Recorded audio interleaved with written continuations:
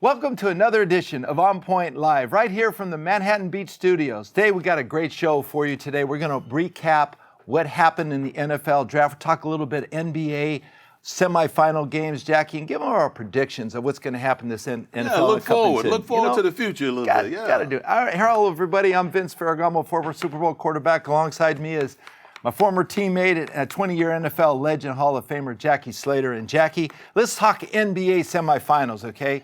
I don't know if you saw the game. The Phoenix Suns play the Denver Nuggets, okay? Jackie, there was an incident that happened. Jokic goes into the fans to grab the ball. Ball was knocked in. They were trying to start a fast break the other way, and one of the fans grabbed the ball and was holding it from him. Absolutely. And he wouldn't give him the ball, so he grabbed the ball. Incidentally, I think he knocked him backwards, and you know who the fan was? It was the owner. The opposing team's owner. And you know, that's why I look at that. I'm thinking to myself, man, you know, it was clear to me. I used to play basketball. I averaged 21.6 a game. What position? At Wingfield High School back in Jackson, Mississippi. Oh, no, I was a big man. I was Joel Embiid. Oh, you know, I could pop that thing from right on over yeah. there. Yeah, but I'm sitting there looking at this game. I'm thinking, now, wait a minute now. This guy has the basketball aptitude and IQ of very few people. We've seen him be the MVP for 2 years in a row. Exactly. He sees that one of his opponents is in a position where he can't get back to defend, so he wants to get the ball and get it in play as quickly as possible. And then what happens? The guy's holding on to the ball, even if he was a fan. Now, this was an owner. He should know the rules. First of all, he should have been up there in the bleachers, up there in the press box someplace instead of down there. And then when the ball comes to him, he's got to put his hand. He shouldn't never have touched the ball. And when he tugged on it, he should have just let it go. And that was a classic flop because he didn't do anything but nudge him a little bit. And then he threw his hands up and fell back. He had no business down there to begin with. You know, he was messing with the game. Exactly. Slowing down the pace. Well, Matt Ishia is the owner, Jackie, but formerly he was the president of United Wholesale Mortgage. Okay, Jackie, he's a salesman, all right? He need to go back. We've done business with him before. You know, being in the real estate business, he made a lot of money there, and he bought the Suns. Okay, but now he's being an actor. Okay, he did an acting job. He took the charge. That was a flop. He took the charge, and he thought he was going to get. Right. But they made a technical foul. They wanted to give the Jokic a technical foul. But with him being the owner, now I understand he was fined. Is that right? I think he was fined $100,000, but they want to suspend. This was orchestrated, Jackie. He had an opportunity here to try to knock Jokic out of the game. But you can't say it was orchestrated because they had no idea that the ball was going to go. Well, once he got the ball, he tried to orchestrate it because he took he wanted to try to get the guy ejected. From that point on. Yeah. And if you say he got fined $100,000, then maybe they concluded that the guy was trying to, as an owner, trying to orchestrate some sort of a scam here to get the best player on the opponent's team kicked out of the ball game. Exactly. So I even thought the technical foul that they gave Jokic was unfair, was unjustified, because when the fan is holding onto the ball, he should be ejected from the stadium. Right. He shouldn't interfere with the game. He's slowing the game down. Absolutely. But what about the shooters, man? Oh gosh. Devon Booker and Kevin Durant. Look, to me, they're the two best point guards, the two best tandem players in the NBA right now. Well, that's arguable. We could debate that all day now. Trust me, because you know those ones. There are a lot of great players. Okay, you're the guys you're talking about, Klay Thompson. They're not too bad now. They're not too bad feeding off one another. But this guy, Booker. I'm listening to all the prognosticators. I'm listening to all the commentators after this ball game, Vince, and I have never heard. It's been a long time since I heard as many knowledgeable voices refer to Booker in a status of his own. Yeah. They didn't. They said over the last they had never seen anything. And I know they saw Michael.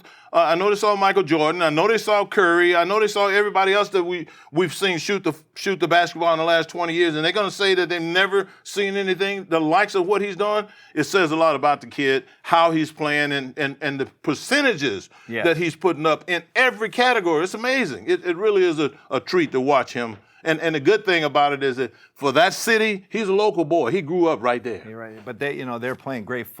Jackie, going into this series, they were predicted to be one of the best teams coming out of this thing. And now they've tied the series up 2-2. Okay, and the other side of the West, you had the Lakers bounce back to beat the Warriors. Great game by Davis. Okay, Absolutely. But you know what, Jackie? I think DeAndre Russell has got to shoot the ball for the Lakers. I've always been a Laker fan growing up in Southern California. Okay, Jackie, from way back to the Jerry West days, Elgin Baylor days, to Kareem, to Kobe, the whole thing. Magic Johnson. Magic Johnson was sitting right over there come watching on, the Ram game. So I've fallen fallen in love with Magic when I found out he was a big football fan. But, I've come to like the Warriors because I like their style, their team play, the way they orchestrate, their shooters they've got. Great shooters. Great shooters. I mean, Steph Curry, what can you say about those guys? But they are a great bounce back team, Jackie. That shows the kind of leadership they have on this team. Yeah, and, this series is not over. But if they drop to the Lakers one more game, if they Jackie, drop one, it's that's what I was pretty going to much say. over. If they get 3-1, if they get down 3-1, they don't have a great history of coming back from those games. Okay, the other two games, Miami Heat, and the Knicks. Miami Heat leads that series. Do you love Mr. Butler? Oh man, Jimmy How about that guy? Butler. Playoff Butler. Come on, Jackie. Coming back off of that ankle? I think he's singly the best player right now. I mean, in the playoffs, he really shines. He does a lot. He really comes He forward. really is impressive. I mean, you can't count that team out. Now, I think the Heat will go on to win that series, over the Knicks, but I give a lot of credit to New York for bouncing back. Yeah. They've had some off years recently, but they've come back. But then they're going to have to play the winner of the Boston Celtics and the 76ers. Yeah. How about Joel? Oh, man. Have you ever seen a sweeter stroke on a big man? Well, this guy. Don't forget James Harden now. They got James Harden on that but James Harden is not 7 feet tall. Yeah, this guy's 7 feet tall and knocking down shots like he's a little guy. That's what it takes. Every move that he makes is not to the basket. I mean, he shoots from anywhere 15 feet and out. He can shoot the ball from anywhere, and it's got a sweeter stroke as anybody. Reminds me of Curry, only he's 7 feet tall. Yeah. This guy can shoot the basketball. He's impressive. Well, really who do you like to win it all, Jack? Well, it's going to be tough. First of all, it's going to be tough. I think Boston might be the best overall team in the East. I like Boston to represent. They got the way they play. The guys that they have. At key positions, the way they hit all the key stats, the way they hit the offensive boards, the defensive boards, their complete team. the free throw shooting, everything about them indicates that they're a solid football team. And to me, unless a Jimmy Butler or Noel Embiid rise up and just start carrying things like Booker's doing out here, you have to be a very good team to get past Boston, in my opinion. Over here, I mean, I heard the prognosticators say 2 months ago, when the Lakers were at the pit of perhaps their struggles this past season, they said that if they can get, with the way they're improving, if they get to the playoffs, they're going to be one of the most dangerous teams in the playoffs. And now the only thing that's going to make that derail is Anthony Davis. Anthony Davis, this guy right here is the key. Now, LeBron, he's spectacular. He's LeBron all the time. Yeah. But Anthony Davis, he's blocking shots. He's getting rebounds. He's scoring. He's doing everything, intimidating guys. He's been up and down, though, Jackie. Up and down, I know. You got to play at least consistent. Exactly. Win it all. Now, so far, he's had 2 really good games and one where it was a little flat. So let's hope that he can keep that momentum going, because I like him. I mean, like I always told you, it doesn't matter about the sport. A good big man is always there. Well, it's hard. A good little man, Vince. It's hard to feed experience like they got. Look at LeBron; he's been there before. Absolutely, and he's bringing. I love. So do the Warriors. I love the way LeBron is bringing these kids on, teaching them how to win, what you have to do to win. Well, the leader does that, Jack. Absolutely. The leader's going to step up, but it's going to be a team effort. That's going to win this thing. It's a team effort, and I don't discount the Suns or the Denver Nuggets with Jokic. Some good basketball. Those teams basketball teams. As good as they get. Absolutely. So I think that's going to be fun to watch. It's the cream of the crop, Vince. Hey, okay, let's switch sports now. Let's go to the NFL. We just witnessed one of the great drafts, I think, Jackie. I mean, especially for our local teams. And we have to talk about the LA Rams and the Los Angeles Chargers, Jackie. Let's first start with the Rams. How would you grade this team, and what do you think this team stands for? How they stand going into the summer practices and getting ready for this season? Give me your. That's a good question, Vince. And as you and I sat here and did our show when they had the draft, and we watched the players, it's kind of hard when you go beyond the first round and you know who all the star players are, and you say, "Oh, our team, the Rams, aren't going to be able to get any of those guys." And then you hope that, Les Snead and his staff has done the job and the work that they need to do to know where the gems are, to know where to go mining for the special talent. And so in day 2 and day 3, you sit there and you wait and you watch. And then systematically, one pick at a time, at a time, you got more and more excited about what the Rams did. But Jackie, I have to tell you this first.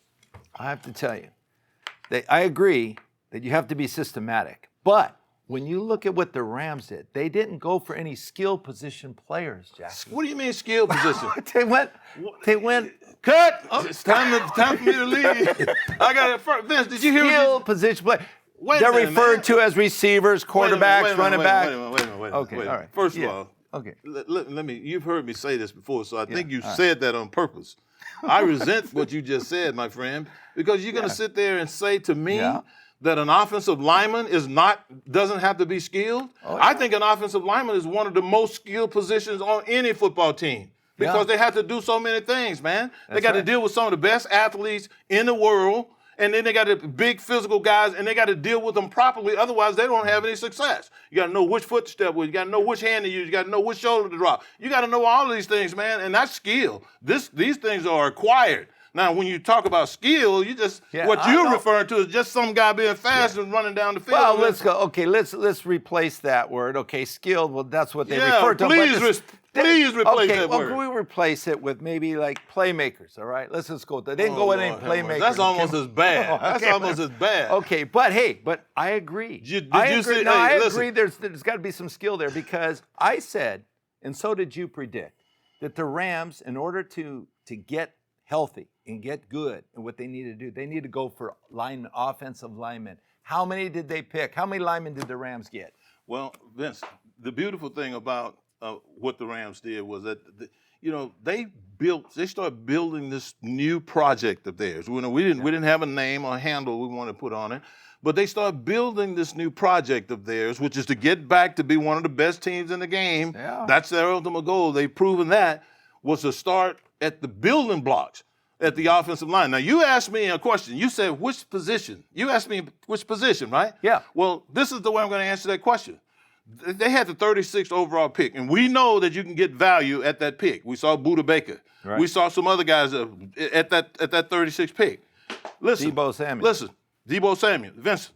With that pick, they drafted, either way you want to look at it, they drafted a guy that started guard on either side, right guard or left guard. He can start at center, and he can be a backup tackle, maybe even starting tackle. That's the quality. That was the quality of the pick that they got in Steve Avila. And the other thing I like about Steve Avila is this. He's prototypically built to play, particularly in the heart of the offensive line. I have a problem when you start drafting offensive linemen 6'6", 6'7", and expect them to have a lot of success inside against guys like Aaron Donald, who's 6'3", 285, and strong as a bull. They can change direction before you get 1 foot in the ground. So this guy down in there with them. He's down in there with those short, explosive impact guys. And I looked at his highlight film, man, and I'm telling you, I saw him executing combination blocks, climbing to the middle linebacker. I saw him dominating guys on one-on-one drive blocks at the line of scrimmage, and nobody was getting by him, getting to the quarterback. So he can play, and he's got documented numbers where he has started at 3 different positions. Well, doesn't all play action passes and all different kinds of passes for the quarterback start with protection and it starts inside out? It always starts at the interior line. Absolutely. That is the most threatening position to get to a quarterback as quickly as possible. That needs to be secured. And they secured it here with an offensive line. How many other linemen did they pick? They picked how many in the first 6 picks? Out of the first 6 picks, they picked 5 linemen. Okay. 5 linemen. That was smart. 5 linemen. And you think about Greg Gaines gone. You think about Ashawn gone. You think about the 2 edge guys that they lost that are gone. Right. They went out and they replaced these guys with quality young players that can come in and learn and grow. And you know how I know that, Vince? I like to look at a lot of different things, right? And one of the things that I looked at when I looked at these draft picks, this 5 of the 6 draft picks that they had here, is that, well, first of all, let me say this. I believe that if you're bringing in guys on your football team, you have to speculate what kind of contribution are they going to make to the whole, to the body, to the team, beyond what they do on the football field, beyond their blocking and tackling and rushing the pass and all. What other contribution can they possibly make? Mm-hmm. Well, Les Snead showed me his hand when he drafted these guys. You know what he did, Vince? What did he do? Vince, he drafted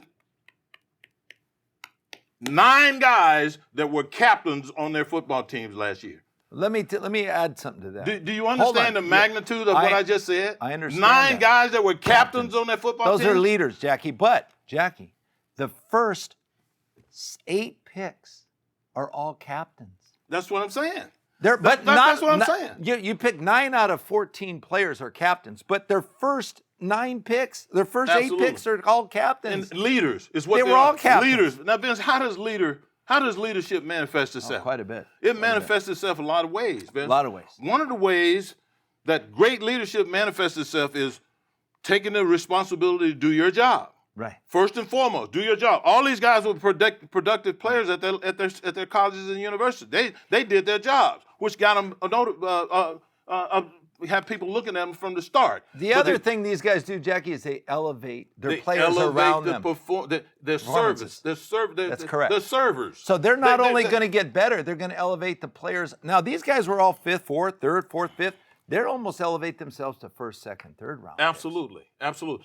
In fact, based on my experiences, some of the first and second round picks that I've seen the Rams have and other teams have over the years, I'd rather have a guy who drafted in 3rd or 4th round who understands how to lead a football team. Right. I'd rather have that because you know what I know he's going to do, Vince? He's going to help other people understand their jobs better. He's going to figure out what he needs to do first, and then he's going to help the guy next to him, and then he's going to figure out how to help the guy next to him. And the next thing you know, you got a cohesive group of guys understanding what the central focus should be, and it's all about winning and all about executing the coach's game plan. Now, when you get 11 guys on the same page there, you've got something special. And the chances of them getting 11 guys, even though they might be young, on the same page, in my opinion, it's gone up exponentially because of the quality of the young men that they have, not to even mention their physical attributes. How would you grade this draft for the Rams, Jackie, picking 14 players like this? I sat there and I watched this draft, and I'm sitting there thinking I'm just envious of all of these teams with all of these 1st and 2nd round picks up top there and trading up and quarterbacks and all. You got me sitting here thinking about all that stuff, and I'm thinking to myself, you know, what's going to be left? And then it dawned on me, well, maybe a guy like me in the third round. Maybe a guy like Vince. I was a 4th round. And then when I started looking at these guys, man, and I look at Brian Young from Tennessee, and I look at Kobe Turner. You know, these guys are prototypically built. And an interesting thing about Kobe Turner, for example, is that these guys are right in there around Aaron. So they've had some success with the prototype of Aaron Donald. Yeah. So if you get people comparable to his body build that plays the style that he plays, now you're unleashing multiple dynamic athletes on the quarterback on other people's offenses. So when I looked at everything that they did, factoring in the fact that they built in their line offensive and defensively, and then they added a bunch of leaders, young leaders that are going to grow a whole lot faster than a guy that's not a leader. They added all that together. They met the need of getting another quarterback, and it's not like he's 6'9" and can throw the ball 100 yards, but he's right in there with Matthew Stafford size-wise, and then he's won 2 national championships, Vince. I think the Rams, if you were to go and look from top to bottom of their draft, the Rams had as good a draft as anybody. What grade? I'm going to give them an A-. Okay. And the only reason why I gave them an A-, Vince, is because they didn't hit big in the 1st round, like Will Anderson or one of the big-time quarterbacks or something like that. Top-notch guy. That's the only reason why I gave them an A-. But they are good, and I would have to rate this draft for the Rams probably better than most of the recent years in drafting. And I'd have to rate them as a B+. And let me give you my synopsis real quick, Jackie. They got Stetson Bennett in the 4th round. I was drafted in the 4th round.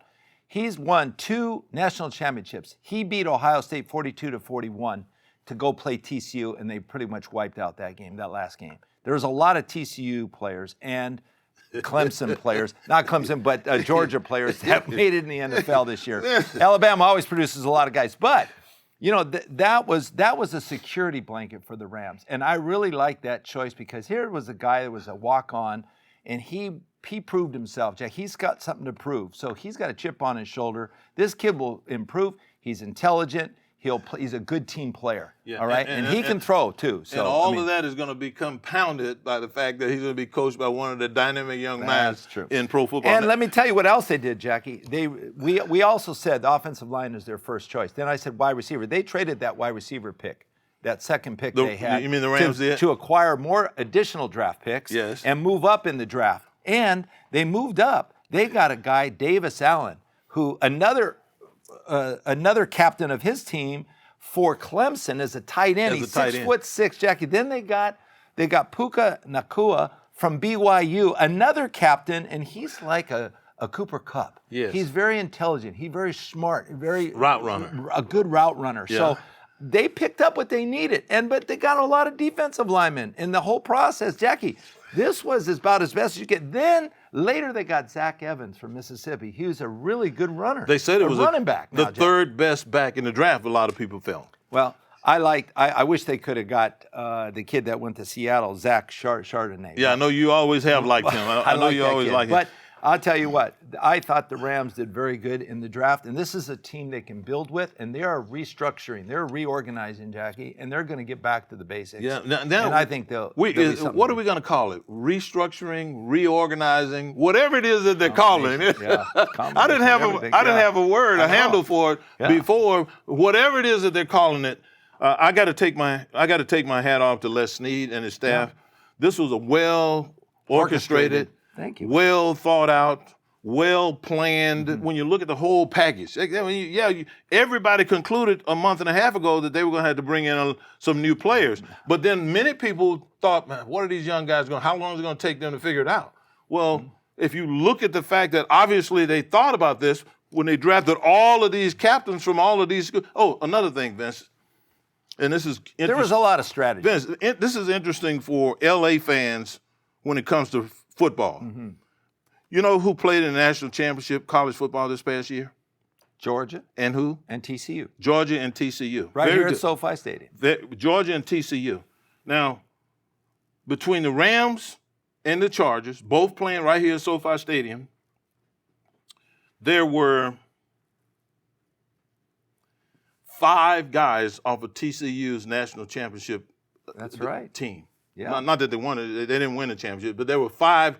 There were 5 guys drafted by these 2 teams from TCU. Right. So the quality of the performers that they got. The interesting thing to me now, I don't know how this is going to work out. I'd imagine that you always plan on having your best quarterback, like I know they had planning on having that over at the Chargers. But they drafted Max Duggan, the quarterback at TCU, and his top 2 receivers. Yes. And one of his receivers, they drafted number 1 overall. So there's going to be some conversations between Justin Herbert and Max Duggan and these 2 young wide receivers, along with Keenan Allen. Well, I was going to ask you, that was my next question. How'd the Chargers do? The Chargers did.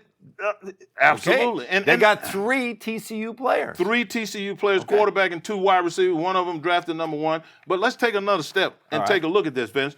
You know what? When you look at what the Chargers are doing, they started building this football team a couple of years ago. Oh, sure. 2 years ago, they drafted the Slater kid. Rashawn Slater. They drafted, and he was a Pro Bowl as a rookie. Okay, and then last year they drafted Zion Johnson, who was a starting right guard. Jamarius Salyer. Then Jamarius Salyer was a 190-something pick of all. And those 3 guys right there, package those guys with that experienced center that they have, and you've already got the nucleus of a dominant football team now for the next decade. Okay, so how do you grade the Chargers draft? The Chargers did really well. They only had 7 picks, Jackie, but they only had 7 picks. How would you qualify that? They were quality additions. All of them were quality additions. Yeah. I really like the big defensive tackle that they drafted, big, tall, rangy guy that plays a hard-nosed, tough, hard-nosed type of football inside for run defense, which is what they really, really needed. So I really like that, and I like the way they augmented those receivers are there. You know, those guys getting a little long in the tooth, playing with pull muscles and stuff, and you got to have another playmaker in there, and they added 2, not 1, but 2 playmakers. So I don't give them the grade that I gave the Rams. I gave the Rams an A-. I give them a B+. I'm sorry, a B minus. A B minus. A B minus. And I give them that because I'm comparing them to the Rams, and I just can't do it favorably. I had so many notes over here, Jackie. I tell you, there's so many players out there in the draft, man. But I'm telling you, the Chargers, I give them an A minus. Okay. The reason why I give them an A minus because they went after my favorite wide receiver in college football. Yeah, you talked about Quentin Johnston. Yeah, as soon as from TCU. This guy is 6'4", 215 pounds. Jackie, he's a playmaker. Yeah. He just makes huge plays. Yeah, all right? He does. Can you imagine putting him with Justin Herbert? Oh my goodness. Come on. Now they got Mike Williams. They got Keenan Allen. Now they got this guy. They got Palmer. They got so many. They got so much depth at wide receiver, Jackie. This game is all about the forward pass. And don't forget that running back caught 107 balls out of the backfield last year. Austin Eckler, look, he's the most underappreciated guy on the Chargers. But Austin, hang in there, man, because you're going to play out your option right this year. And I'll tell you what, they're going to have to pay you next year. Yeah, because he is what they're all about. He's the guy. The running back, Jackie, has to be versatile. And he is the unknown factor in some of these teams. Everybody thinks, quarterback, wide receiver. Yeah. The running back has to be able to run the football, has to be able to block, which the West Coast offense is always about the back blocking. Yeah, but that is a bit of a liability. Yeah, well, I know, but he doesn't block as much. But he have to be a great pass receiver as well. Yeah, absolutely. He caught 107 balls last year, but I did see him get his little rear end blown up, blown up a few times. Hang in there, Austin. Man. Back there trying to block. It's all right, man. But I'll take everything else for the 1 or 2 times that he misses a block. Well, Jackie, the Chargers also went in the second round. They got their USC defensive end who can put a lot of pressure. Tua Palutu. Yes. Okay. And we've been watching he can rush the quarterback. Absolutely. Right? He can rush the quarterback. He can play the run. He's kind of a tall, thin guy, about 266, something like that right now. But I think he'll play at 70, 75. And the only thing that concerns me a little bit about him is that he's been nicked up, Vince. He's had some injuries and missed a lot of time and everything. But when he's playing, when he is on, there are very few people that you would look at and say, hey, this guy right here is almost as good as him. This guy is clearly a very good football player. I just hope he can stay healthy. I like the strategy involved with both the Rams and the Chargers. The Chargers looking at what they need to replace Drew Tranquill. Okay, the linebacker. They got a linebacker, Jackie, in the third round. Mm-hmm. Dayan Henley, from Washington State. So they made that decision. They needed to beef up that defensive line. They've got Derwin James. They got Khalil Mack. I mean, they got guys. They have experience over there. It's very hard for you to say Bosa, I noticed. Well, did you forget about him? Well, you know what? If he keeps jumping off sides, I ain't going to play him. Vince, you're not a Bosa fan, are you? He better get ready to go. He better play like his brother Nick. Okay, but Darius Davis, Jackie, is another wide receiver from TCU who's a speed burner. Okay, Jack, he runs a 4.3, Jack. 4.3, Jack. You gotta have speed. And then they beefed up their offensive line again with some more depth. They got Jordan McFadden out of Clemson, 6'2", 303 pounds. Okay, good offensive guard. You talked about Scott Madlock, who's a run stopper on defense. He's from Boise State. Jackie, that's the guy. That's the find right there. And then they got their quarterback, Max Duggan. Yeah. So when you see this team come in, you got a quarterback with knowing his 2 receivers already when the first day of training camp. They're going to fit right in. Absolutely. Justin Herbert's going to like him. Absolutely. This guy's tough. I like Max Duggan. I'm going to jump back to the Rams for a minute. And one of the things that I tried to pride myself on as an offensive lineman is versatility. I play guard. I play both tackles. I wanted to be, when I was young, a guy that kind of like Jamari Sawyer with with Telesco them over there now. They got this guy, and he's a plug-and-play guy. He's a guard or a tackle. Well, when you look at the Rams, their offensive lineman that they drafted, first of all, he came from the University of Georgia, so he was associated with an organization that won back-to-back national championships. Right. And you know what? When I was looking at his highlight, his name is Warren McClendon Jr. Mm-hmm. When I was looking at his highlight, I saw him playing right tackle, and I saw him playing left tackle. Mm-hmm. And one of the things I saw him do at left tackle that is very difficult to do, particularly if you're a right-handed oriented guy, is come out of a left-hand stance, open up, and get depth and insert on the opposite side of the line of scrimmage. I saw him run. We saw him pull. It was like it was like 46, 47 gap. Really we used to run nice. with Eric Dixon all the time. I saw him run that play. I like that. And he got over, avoided the traffic, inserted into the line of scrimmage, and found that secondary defender just like it was supposed to happen. And I saw him do it on the right hand. What the Rams did when they drafted this offensive tackle here. They're looking at him. They were looking at versatility. I'm inclined to believe now. when I think about their new offensive line coach. Right. Right. When I think about that new offensive line coach, they're going to put those type of plays in there, and Jackie, they're going and to they need those kind of plays. See, his name is Ryan Wendell. Right. And Ryan Wendell played about, he played about 10 years in the NFL. He played both guards for the Patriots, and he played center. Ryan Wendell, probably, when you think about all the offensive line coaches, current offensive line coaches in the National Football League, there are going to be few, if any, that actually played as recent as Ryan Wendell in a system that featured so much variety in the way they attacked opponents in the run game. You said it all. Vince, right what there. have I been calling for the last 3 years from the Rams? Variety in offense. Variety in the way they attack. insert the football in the run game. That's correct. This guy right here understands it, and apparently, when you look at the picks that they made, they got guys They will get back to it. They got guys that can run block from a lot of different positions. You have to. And nowadays, I'll be the first to concede this. Run blocking now is not the priority is not being placed on it that it used to be, because the priority has been placed on the receivers and the quarterback and getting the ball pushed down the field and all that. But the good teams that are winning with consistency, they are loading up their offensive line. Look at the Jets. Look at the Philadelphia Eagles. Well, look what all I can tell you is history repeats itself.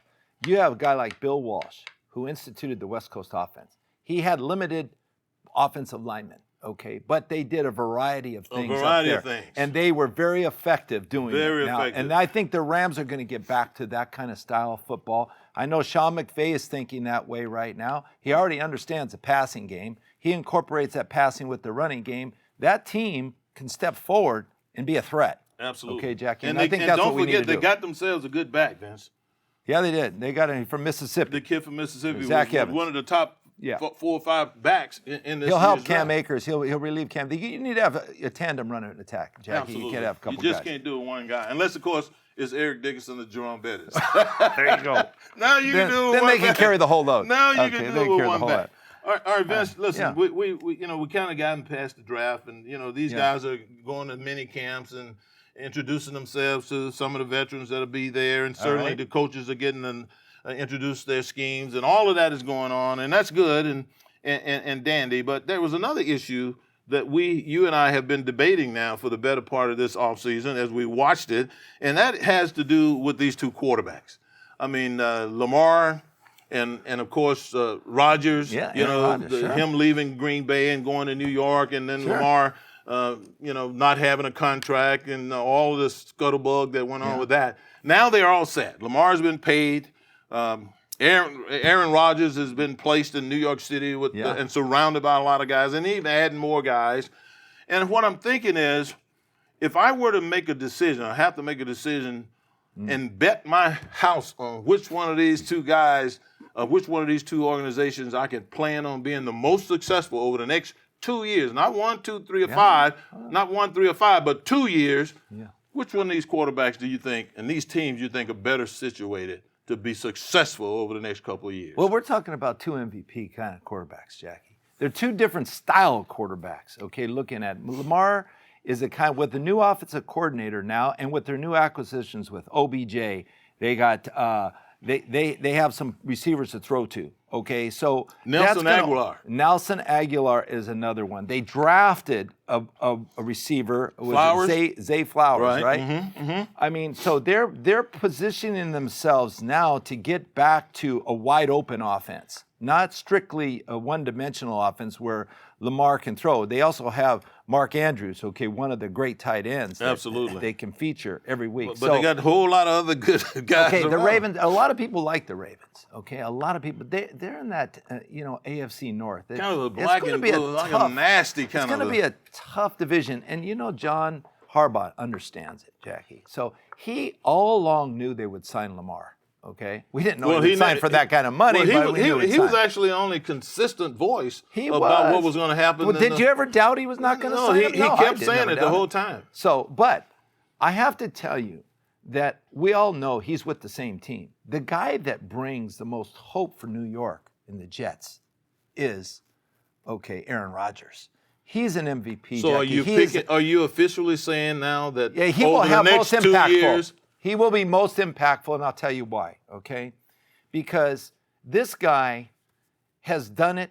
He's seen it. He's been to a Super Bowl. He's been to playoff. This guy produces numbers. He doesn't throw interceptions, Jackie. He's very accurate as a thrower. He's very charismatic, okay? He can rally this team. He's the only player that could step into the New York franchise and have an immediate effect on the team. Look who he's got to throw to this year. He brings over Alan Lazard, who he threw to at the Green Bay. He's got Randall Cobb, who he's thrown to for 15 years, okay? That's his buddy. Okay, they've got Nathaniel Hackett. McCole Hardeman. I haven't even mentioned him yet. You've got Nathaniel Hackett, who coached him to his best years in Green Bay. All right, he's got McCole Hardeman, who played for the Chiefs, who's a speedster. He's another deep threat. He's got 2 first-round draft picks in Garrett Wilson and Corey Davis. Okay, let me keep going on and on. Okay, let me. Hey, I got to stop sometime. He's got Laken Tomlinson playing left guard for him. Okay. In my opinion, one of the best, if not the most talented left guard in all of pro football. This guy, there's nobody that has a release as fast as Aaron Rodgers. Okay, what does that mean to most people out there? That means the pass rush is nullified by split seconds. Okay, exactly. So you can't get to him. You can't get, Absolutely. and if you get to him, okay, you got to him. All right, but they're going to get to him once in a while. Vince. He's processing very what he fast, sees, and he is making decisions so quick that even the fastest of edge rushers can't get to him. I'm going to tell you right now who's going to profit the most in New York is Zach Wilson, because Zach now can stand back and watch a guy perform. And you know, Zach, let me say something. This guy is just naturally charismatic and talented. You don't have to be arrogant to play the sport of football as a quarterback. You have to be a leader, okay? And you have to make a great example and put guys around you that they believe in you, and that's the way to do it, by example. And this is what Aaron Rodgers actually brings to the table, Jackie. I mean, you know, if people look at him like, well, he's arrogant or he's aloof or he's different. No, he's just confident. Yeah. There's a confident factor in how he plays the game. So that's my take on that. But Jackie, let's rank these teams now real quickly. We'll go back in each division. Let's look at the NFC West first. Who do you think is going to, who's your favorite? Who's going to be a favorite in each one of these divisions? You basically asked me West. Who's going to finish the number one team out of that division. Who do you like? Well, as difficult as it is for me to say that, and there are a couple of things that could make me have to reconsider, and the first of which is the quarterback that's at San Francisco. When you talk about the NFC West, I look at what they did. They brought in Hargrave, another devastating inside pass rusher, to go along with the 2 or 3 that they had up there, and this does not bode well for anybody playing quarterback in any NFL team that opposes them, certainly not in their division where they had to play them twice. And then I looked at the Rams and their offensive line and how they're restructuring and everything, and there's not going to be that experience there to play in and play out, deal with these pass rushes that they got. So San Francisco, I give them the edge in the NFC West. But right behind them, I have to put the Rams, because I am not ever going to underestimate Sean McVay and his play calling ability and the use of the talent that he brings in. By the way, Vince, you mentioned that tight end that they brought in. Sean McVay coached tight ends at Washington, right? Yes. Sean McVay, if you look at his stable of tight ends all the way across the 4 or 5 guys on the roster at the Rams right now, they are 6'5", 6'6", and up. 6'5", 6'6", and up. So that means that they can throw that intermediate ball inside or outside toward the sideline, and they can put that ball up high, don't have to be very accurate, and these guys can jump like basketball players and come down with the ball. So I'm looking forward to seeing, the production of we saw what Higbee has done. I'm looking forward to continuing to watch the ongoing production there. Now, back to the NFC West. Yeah. And then after the Rams at second, then I'm going to go Seattle, because they did mount up a little momentum last year with the quarterback and all the struggles they had. The defense came and rose up. And the team that I'm figuring is going to be at the bottom of the NFC West are the Cardinals. Yeah. I mean, their quarterback is hurt. How do you can't be out throwing a whole lot this offseason. Their struggles in their offensive line, struggles here, struggles there. Even though they got a new coach and everything, a defensive-oriented guy, they got to put points on the board. And if you don't have your guys there to do it, then this could be a problem. Well, I agree kind of somewhat what you say, Jackie. I put the 49ers first in that division, but I still think they have the Kyle Shanahan. They have the quality. Oh, look, we're getting phone calls already, Jackie. But I would have to swap the Seattle and the Rams. I think Seattle had a great draft. I think it depends on how Geno Smith plays. If he can play like he played last year, I think they would be my second choice. But I do like Zach Charbonnet because he is an awesome running back from UCLA. He's going to add a lot to that team. So I do like. How about the NFC East, Jackie? We've got where the Eagles were in the Super Bowl last year. That would be my pick, leading the Cowboys second for me. Well, one of the interesting things that has occurred over the last few weeks is Brandon Cooks. You remember him. He started off a deep threat receiver, obviously a legitimate threat because everybody keeps picking him up and nobody's ever asking him to take a cut and pay. So he must be consistently very good at what he does. But Brandon Cooks got there to Dallas and he talked about Prescott and how accurate this guy is and what an arm he has.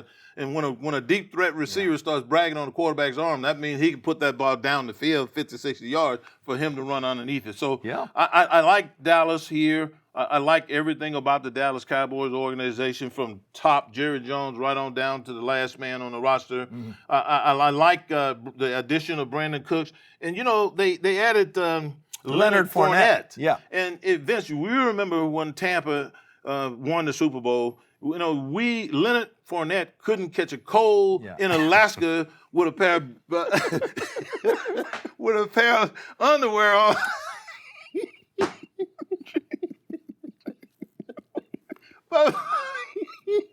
But Vince, as the year went along, man, the dude as the year went along, he got better. He got better and better and better. And then even in the next year, at one point in time, he was leading the team in reception. Tom Brady and him worked after practice, before practice, for hours. He goes, look, I need you out of the backfield. So now he understands his value as a pass receiver out of the backfield. No, Leonard Fournette's a good quality back. Let alone running the ball. So you got him, you got Pollard. Zeke, you got Pollard, You got an offensive line there that's growing and getting better, and nobody puts heat on the passer. But do you think they can beat the Eagles? Nobody puts heat on the passer. Can they beat the Eagles?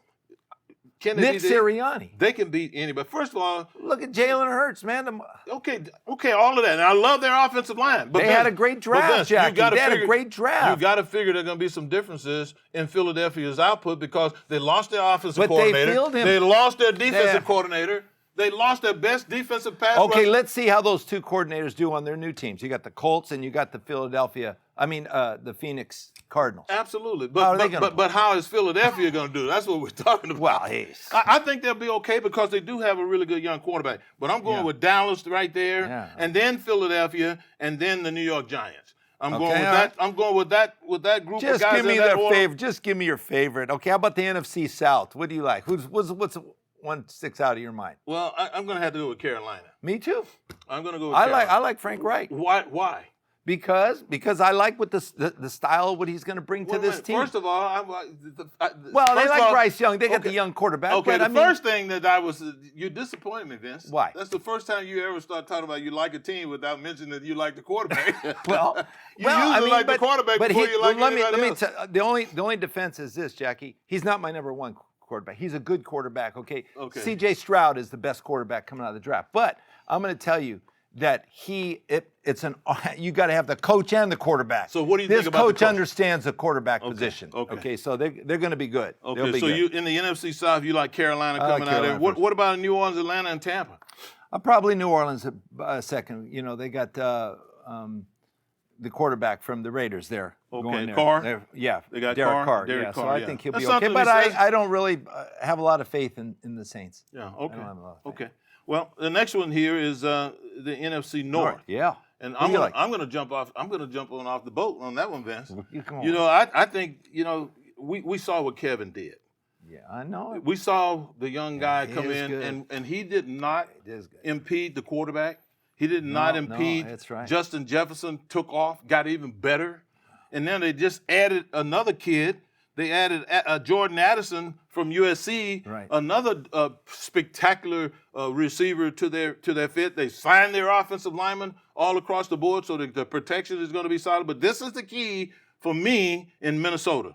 the hiring of this guy, Brian Flores. Yeah, I said it a few weeks ago, Vince. Yeah. This guy, I watched him tutor underneath Bill Belichick for a number of years. I thought he was an heir apparent to Bill until they messed around and gave him the right to talk to somebody else, and he got gobbled up before you knew what was going on, and he was having success on the defense. Kevin knows what kind of quality coach Absolutely. That's why he hired him. Absolutely. So the addition of Brian Flores, to me, it's kind of like adding Rodgers to the Jets. Yeah. This guy knows what he's doing. My only question mark there is Kirk Cousins. He really hasn't been able to deliver in big-time games. I love Justin Jefferson. I love the receiving core.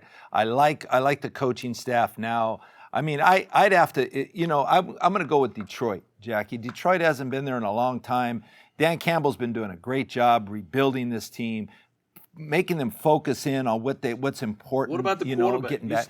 Well, they got Goff, but let me tell you who they drafted this year that could step in and surprise a few people. Is Hendon Hooker. Okay, from Tennessee. Yeah, but he's coming off of an ACL. I don't care. He's coming off, Jackie. Torn ACL. Come on, Jack. How many men have you known? Oh man, other you know than Doug what? Smith? If he's coming off a back surgery or something, that's different. A knee, he's gonna be fine, Jackie. That. You know what? I'm telling you what. He's probably running 40-yard dashes right now. No, I don't know about that. Ready to go. He tore his ACL. He's ready to go. He's tore his ACL. He's 25 years old. He's with a the rookie. medical knowledge they have today, you can rehab quickly and get back. Yeah, I know that. I agree He's with a that. young kid, Jack. This guy can play football. Okay? And he's a leader. C.J. Stroud I love, but this guy is also very good. I liked him as well. I like Stetson Bennett too. But that would be my pick. I wouldn't have to say with Detroit. They impressed me last year, and I think he's going to carry on. Minnesota will be second. Okay, how about the AFC West, Jackie? One of the toughest divisions in football right now. It's one of the toughest in football, and even though I'm an LA guy right here, it's hard for me to just say I'm going to jump all over the Chargers. I love their head coach.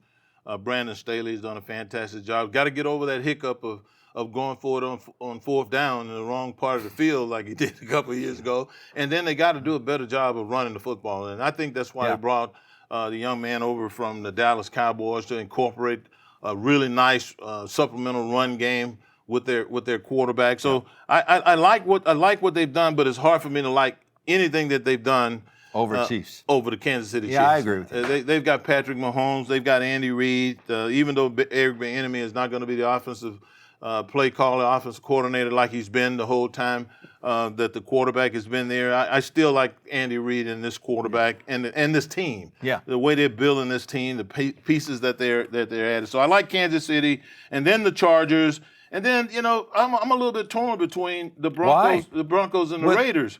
Peyton? I'm a little Sean bit torn. Payton? Come on, he's a new coach to Jackie. Yeah, but it's going to take a while. And Vince, don't forget who the head coach of the Raiders is. This guy came from over the Patriots, won a lot of football games. The only thing is that he has, you can't say that he's had the same success as a head coach as he has an offensive coordinator. As he has as an offensive coordinator. Yeah. And I don't know, maybe he has some things that need to be adjusted. Maybe not. Maybe it's just the players that he had, because he will get rid of you if he don't think he'll. That's true. Because if he liked Derek Carr, if he thought Derek Carr could help them win a Super Bowl, he would still be there. He would still be there. So, and I trust this guy's opinion. He's been good for a long time. Well, Jimmy Garoppolo, Jimmy's won a lot of games, Jackie. He's got a high percentage of wins out there, and that's his quarterback right now. And so they could develop something pretty. And he was familiar with Jimmy when he was back in Boston. So, I mean, there's a connection there that could have. But I think the Sean Payton's going to surprise a lot of teams this year. They're going to be on top. Now, I don't think they're going to win the West, but I think they're going to surprise a lot. I like Payton, and I do like his quarterback. Yes, he's going to make Russell Wilson a whole different quarterback. It's going to be a totally different experience. You watch. With Russell this year as opposed to last year. So, that magic right there, I didn't give it a whole lot of consideration when I was looking at this division. But you're right.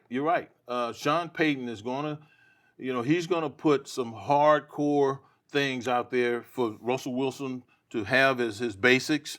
And then he's going to be allowed to be Russell Wilson outside of those things, and that's when he's special, in my opinion. But I still think the Chiefs are the class of the West. But I think if the Chargers can improve in the areas that they were missing last year and some of their weaknesses, I think they can give them a good run for their money. But if they can't, Brandon Staley, you got to improve. You got to improve, and that's how you move forward. Yeah. And if that happens, I think there could be a team that will be very proud to watch play because I think they'll be in the playoffs. So, Vince, how about the AFC East? Oh, boy. AFC East. Okay, now, you know what? Everybody's going to everybody's going to look at the Buffalo Bills, but I like the Jets, man. I knew that. I like the Jets. That should have been the first thing that come out of your mouth because you know I that like you're crazy the Jets, about but Aaron Rodgers. I like Buffalo Bills too, but I like what the Jets bring. Robert Saleh has got his defense playing, Jackie. Now he's got an offense. He's got an offense to go with his defense. Championship caliber. Come on now, Jackie. I mean, and didn't their punter or kicker go to the Pro Bowl last year? So I mean, look, the Jets are going to be in the thick of things. I have to tell you right now. But hey, beating the Bills is no easy task. Beating Miami is no easy task. You didn't mention the Patriots. Beating the Patriots. I mean, but experienced quarterbacks. Yeah. I mean, Bill Belichick. You guys work cut out for. That's the reason why I had the Jets. I had the Patriots. I had the Buffalo. Now, this is what I want to ask you, Vince. Okay. And I know you would know this. Okay. The psychic. The Jets just added their, arguably the best quarterback in pro football today. Mm-hmm. Arguably the best over the last 3 years, maybe. They just added Aaron Rodgers. Yeah. If you're the quarterback in Buffalo, or you're the quarterback in Miami, and I'm going to excuse the quarterback in the Patriots because he's so young he might not know the difference. Mm-hmm. But if you're Josh Allen, and if you're Tonga Valoa down in Miami, does competing against Aaron Rodgers make you feel inadequate? Make you feel like you can't compete against a guy like that? No, it makes. Does it make you nervous? Does it make you nervous? No, it would elevate my play. Yeah, now, Vince, let me stop you right there. That's the reason why I like you as a quarterback. I want to go against the best. Yeah, but Vince, I can't say that I played with 21 different quarterbacks, and I can't say the 21 different quarterbacks that I played with felt the same way you did because I had a few alibi Ike's in there too. Well, it's so. I mean, really think about it, Vince. No, that's a good question. What do you think? I mean, let's exclude yourself for a moment. Those guys? Think. Do you think the average? Do you think these guys are going to look at Aaron Rodgers and say, "I don't stand a snowball chance in Hades of beating this guy"? A lot of these young guys today, Jackie, have an ego. Now, I think Josh Allen is like the same way. Nobody's better than me. I mean, he's got to have that approach because he's really been. I mean, he's warmed up to all the guys on his team. And that's what it boils down to, Jackie. It's like, hey, me and my team, we're better than you guys. I don't care who you got playing, And so you have to go in with that approach. And I think Tua, he's a great, respectful kid. He's a good player, but will he last 17 games? I don't know, Jackie. I mean, this is, even though they have rules that are designed to protect the quarterbacks in the NFL, they're still going to get hit. They're still going to get thrown to the ground. It's just part of the nature of the game. So I hope he can last. I thought we haven't heard the end of Tom Brady yet, but Tom Brady comes out. I told you that. Wait a minute. I can't. Don't start. He will go. He's down in Florida. Don't even start it, Vince. He's down in Florida. There's no way that Tom Brady is doing anything other than right now. What else is Tom Brady doing right now? Tell me, what's he doing right now? I'm going to tell you. I don't know this person, but I'm going to tell you what I think. You're going to get tired of laying on the beach, Jackie. You want me to tell you what I think he's doing? What? The man has a multi-million-dollar contract to do broadcasting starting next year. If he's worth his salt, I can practice broadcasting anytime, Jackie. Yes, if he's worth it, yeah. But look at all the other quarterbacks that they practice broadcasting that failed. Well, yeah, that didn't get through 1 year. Yeah. And he has to be aware of that. So what my money says? Time for broadcasting. Do you know for what my Tom money? Brady? You know what my money says Tom Brady's doing right now? What? He's somewhere with one of the top voice coaches, one of the top theoretical coaches relative to building and forming opinions and broadcast. Not. Oh, yes, he is. No, he isn't. He is not going to be. I think so. He is not going to be an unpopular. Ask our viewers. Maybe they can comment on our show and let us know. I mean, all you got to do is look at the guy's track record, Vince. The guy's track record. I know he puts in time and effort. He's a workaholic. He shows up prepared. I know. In every little detail. I think he's still working out. He's still working out, Jackie. Vince, what would make you think he's in the gym working out? That's what he's doing. He's lifting weights. He's working. He's throwing a little bit. I disagree with that 100%. I think what we should expect to see from Tom Brady next time he appears, we should expect to see Tom Brady giving us accurate, pinpoint analysis of what's going on in the most important man on the offensive field at any time, the quarterback. Okay, let's go. I think that's critical. All right, let's go on from the AFC East. Let's Yeah, go to the believe AFC South. Let's talk about the AFC South. Okay, well, you gotta like Jacksonville. Yeah, I like Jacksonville. You gotta like Jacksonville and Doug Peterson. And I like Tennessee. The job he's done with that young quarterback, you know, you saw what they did. Trevor Lawrence, yeah. Yeah, they did a great job. Remember they thumped the Chargers last year? Oh, man. And then Tennessee, they were down 27 points, Jack. Absolutely. I think it was a self-destruction from the Chargers well, more than the Jacksonville. They couldn't run the ball. And if they could just put them away. The interesting thing about this draft here of the Chargers, did you see them get a big-time running back? No. Okay, well. Yeah, I know. They're talking about not signing Austin Eckler. Well, they got some receivers. How are they going to bring the kid from Dallas? Well, it's just like what the Rams are going to do with their tight ends, okay? They didn't get a wide receiver, really. All right, okay, Jackie. They got one. Okay, they got one. But watch what the Rams do with their tight end package. Oh, yeah. Oh, I'm expecting. There's stuff that we've never seen before that Sean McVay is dreaming up right now with three tight ends in an offensive set. You've never seen it before, but I can just imagine what he's coming up with. I can imagine that, if too. If he's smart, he'll be doing it because he's got an extra blocker, 2 blockers, 3 blockers. Yeah. Okay? Absolutely. So, and I'm looking forward to that. And I agree. I agree with what you just said. What's going to happen? I'm telling you, that's going to be a huge part of his offense. And I mentioned this earlier. One of the things, if you probably look at the tight end rooms in all of the teams in the NFL, if you look at the Rams tight end room, I bet you to the man, they have the highest height and the highest overall size of that position than any other team in the National Football League. And I think Sean McVay, when he was a tight end coach at Washington, I'm just speculating here now, but I can imagine this guy when he was in a position where he was a subordinate to the leaders of the offense, that he sat there and he looked at the people that he had in his room and thought about ways to deploy them. Oh, I could do this with him. I could do this with the tight end. I could do that. I can just see him thinking that way, and now he's loading up. Every time he brings in a tight end, he's prototypically built for the position and even beyond that in height. And then look at Tyler Higbee. Look at anybody who has ever gone out for a pass as a tight end with the Rams. They've had a lot of success and been critical in their attack. So I expect that to be a special thing for the Rams going forward. For the AFC South, Jackie, I think Houston too is, I love C.J. Stroud. I hope they protect him well. I hope they bring him along the way the maturation process does take a little time for a quarterback, especially a rookie quarterback. So I think DeMeco Ryans is pretty sharp. As a defensive coach, he'll understand what the offense needs to do to protect this quarterback. So I think this will be a team to look at down the road. AFC North, Jackie, this could be the most interesting division in football. I'll tell you who I like. So you already know who I like. It's the modern day black and blue. Right. If you were to ask me. It's tough. But you know who I like. Who is that? I like Joe Burrow, right? Yeah. You know I like Cincinnati. Okay, but. And so do I. But the other team that I think is going to give them a run for their money this year, and I always like Cleveland, not Cleveland, Pittsburgh, but talk about Cleveland. Yeah.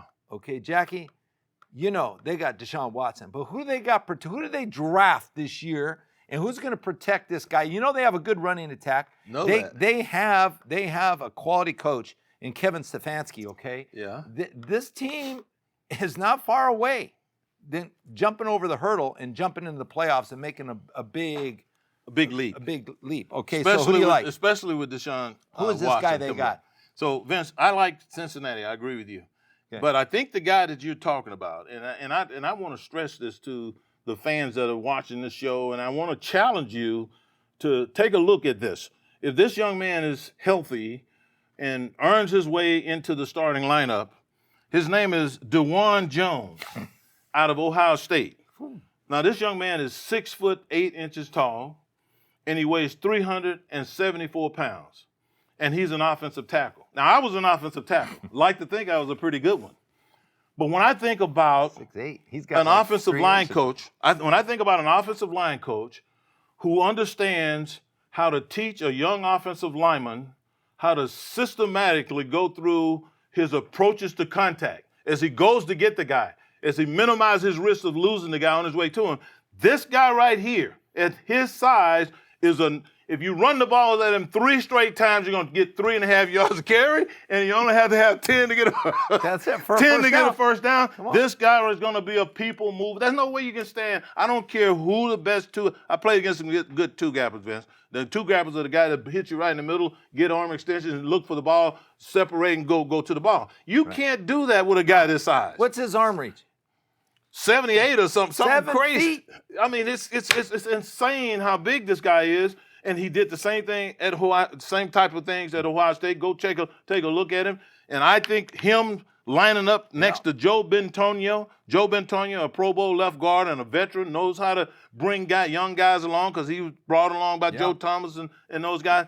This is going to be a dynamic team, particularly to try to stop on the run side. And I think they're going to be, when you look at this team, for those of us who are old enough to remember, our minds are going to go back to the Raiders when you had Art Shell and Gene Upshaw and people like John Hanna and Leon Gray at what's that? They ran the football, too. They ran the football, and again, they featured those guys. So I am so impressed with this young man right here and what he's capable of doing, Vince. I get excited for Cleveland. Jackie, this is the black and blue division. Okay, we haven't even mentioned the Baltimore Ravens. Haven't even mentioned them. Haven't even mentioned them yet. So, everybody is saying, watch out for the Ravens. Right. Well, they're going to have to go through Pittsburgh, Cleveland, and Cincinnati. Absolutely.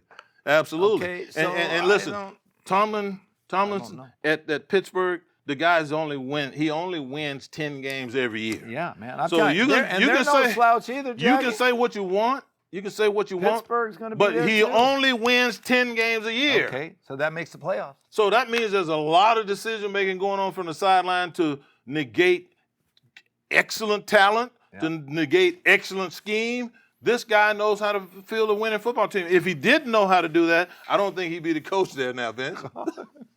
Don't bet your house on what we said today. So you can't take Pittsburgh. You can't take Pittsburgh out of the equation. No, you can't. Well, Jackie, you know, we've got players that are moving around the league. We got a couple more little thoughts here. You know, some guys today are wearing 0 as a number. Not 00, just a 0. And here's a couple guys. Linebacker Roquan Smith, who came from the Bears. Right. Okay. Got a big deal. All right. He went to what team? He went drafted somewhere. Was it Miami maybe? Or Jackson. I can't remember who it was. Yeah. But nonetheless. And then running back DeAndre Swift went from the Detroit. He goes to the Eagles. He's going to wear number 0. 2 different positions. Yeah. And then a wide receiver, Calvin Ridley. 3 different positions. Yeah. So do you remember? Do you like it? Vince, don't you remember we sat here and talked about this right after the league and right after they had the league meetings and they made the announcement that they were going to allow players at a certain positions to be able to wear the number 0. And you and I sat right here at this desk and I said, and to me, in my opinion, everybody's going to be jockeying for that number because that number is unique. It's going to be unique to every team. And it's going to be a unique way for guys to establish their own personal brand. Yeah. I felt like that was going to happen. And so I'm not surprised that these 3 guys are at 3 different positions are going to wear number 0, maybe even clamoring to do it. And we're probably going to see more players want to wear that 0. And most of those guys are going to be guys who are going to be playmakers. And I mean playmakers relative to ball skills. I don't mean playmakers in the offensive line and defensive line. I'm talking about playmakers relative to dealing with the football. Okay, thank you for clarifying that, Jackie. Yeah, because I don't want you to think that an offensive lineman can't make plays. Or is not skilled, right? Or is not skilled. Don't get that confused. No, we got that covered. Well, Jackie, you know, we got to discuss, you know, a really good topic. I mean, we're talking about the Washington Commanders. But there is some talk about what's going to happen there. They've got new ownership now with Magic Johnson. Yeah, what's happening with this organization? Magic is a part of the new ownership group. And the thing that concerns you and I, and you know, the speculation and all, has to do with, you know, an administrator that we have watched have a great deal of success with the Rams, particularly over the last 6 or 7 years, and that's their chief operating officer, Kevin Demoff. Now, I don't like the idea of losing Kevin Demoff to anybody because what I have seen Kevin Demoff do over the last 7 years has been nothing short of amazing. Kevin Demoff, he facilitated the move of the Rams from St. Louis here. Yes. He facilitated and mediated, had a role in the negotiations that settled the business between St. Louis and the Rams here in L.A. coming back. The guy was the one that was primarily under obviously the guise of Stan Kroenke, the guy who owns this team and makes all the bottom line decisions. But I believe he gave Demoff some rein in these situations because I know Demoff. He's a bright young mind. And what he has done he facilitated the Rams playing in the Coliseum as we watched them build SoFi Stadium.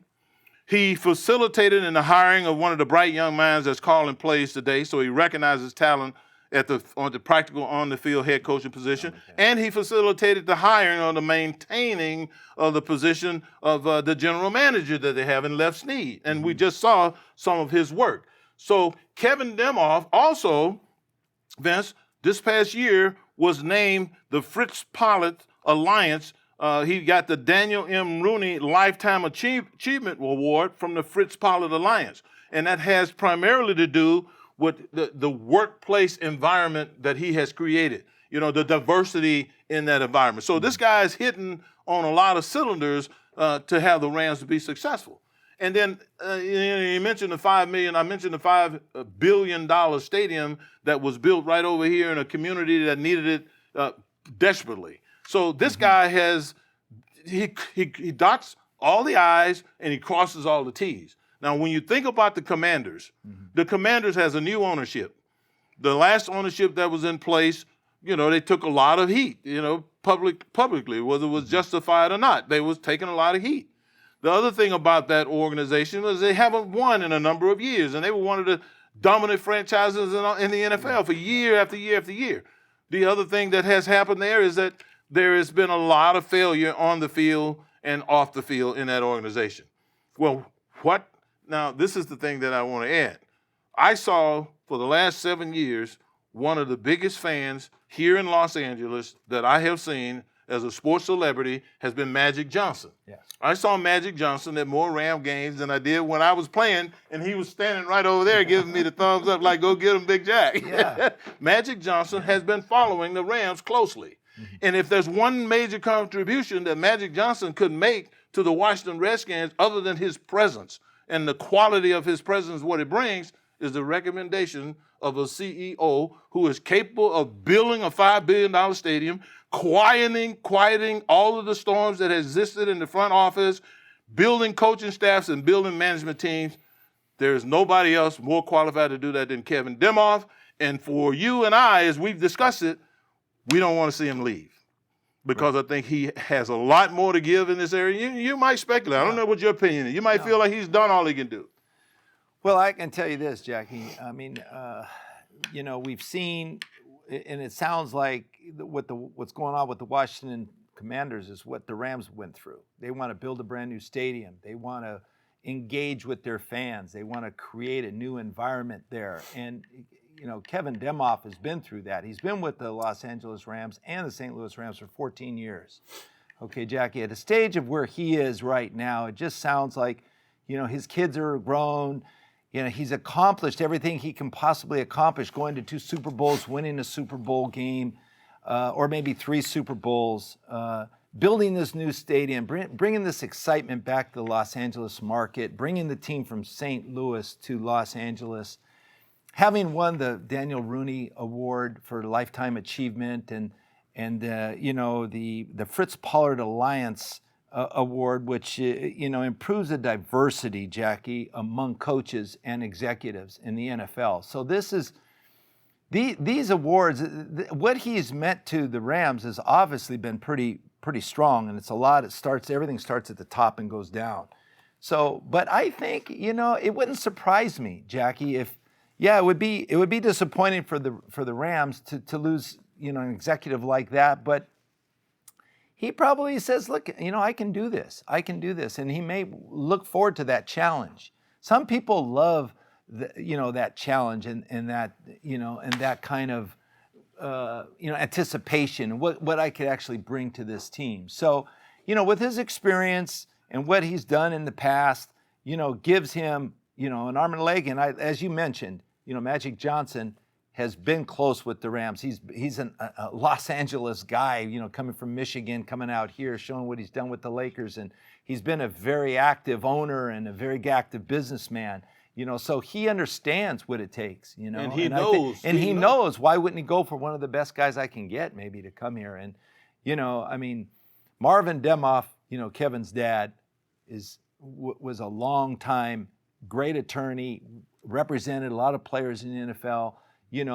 Kevin kind of followed in his footsteps. And so I think, I think he might look forward to a challenge like that. I don't like to hear you say that, you turncoat, because I don't want you to be encouraging. I don't want you to be encouraging our leader to be going to somebody else and build somebody else's team. He's already accomplished. We got a lot more to accomplish here in LA. We got a lot more to accomplish in LA. Well, But Vince, you make a good point, honestly, and I think sometimes I don't. Maybe think, we can get him on the show and do a little. Well, we're gonna get him. hopefully next week. Hopefully next week, if his time schedule permits, we'll have him right on here so he can give us his opinion. But what I was going to say, Vince, is this: you and I, as competitors, as football players and athletes, we understand what it means to compete. It's a physical thing for us. You throwing and reading, and me dealing with some nasty mouth guy over here talking about my mom and all this stuff. Yeah. You just have to deal with these situations, and they're physical. You have to deal with them. But to me, the stuff that Kevin Demoff has accomplished with his mind and with his ability to interact with people and to pull people, there's got to be a lot of unity associated with the accomplishments that he's gotten done. And his ability to somehow, in all of these different areas, to unite all of these different talents, to have all of this success, to me, it's one of those things where I can see what you're saying. If you've done it all that you can do here and you know you can fix it over there, why not go? But then I'm thinking to myself, come on, Kevin, you're at an age now where you need to chill, hang out with your kids. You're living in Southern California. You got the sun shining on you every day. Why would you want to go and try to fix somebody else's problem? But see, just like you left and went to Montreal, because you wanted to fix somebody else's problems, you see? Yeah. And just like I stayed at the Rams for 20 years, it's because I knew there was a problem there that nobody could fix better than me. That's true. So it's going to be interesting, man, to see how this whole thing shakes down. But either way it goes, I think Stan Kroenke, he's the leader, and this he made the decision to hire Kevin Demoff. He knows he did a good job. He knows Kevin has done a fantastic job, and I don't think he'd want to lose him, but I don't think he would begrudge him growing, because he's still a young guy. I mean, he's not our age. He's still a young guy. And, I just, I kind of hate to think about it, because there's been nothing but a lot of good that's happened, over the last several years with him. Well, it'd be fun to actually talk to Kevin personally and find out what his feelings are, and maybe he can share some of his thoughts with so hopefully next week, Kevin will be joining us and be able to give us we'll get some facts, some facts discussed. So for Jackie Slater, I'm Vince Ferragamo. We want to thank you for watching and listening to our show today. And, we want to always keep you posted and bring you up to date of what's happening. And so, make sure you also follow us on Instagram at on.point.live.